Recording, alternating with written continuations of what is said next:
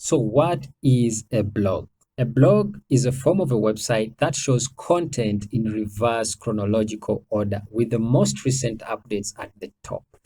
It is a platform where a writer or a group of writers can share their opinion on certain issues. Okay.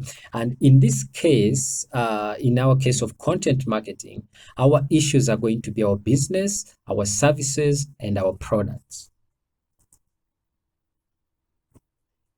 A very common question I get asked is what is the difference between a blog and a website? So here's the distinction. A blog is a sort of website.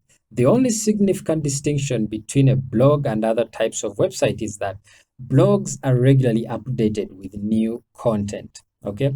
A typical website is static in nature with content grouped in pages, landing pages, opt-in pages, and are not frequently updated. Most businesses that are serious with content marketing have a blog area where they publish content on a regular basis to inform and educate their clients.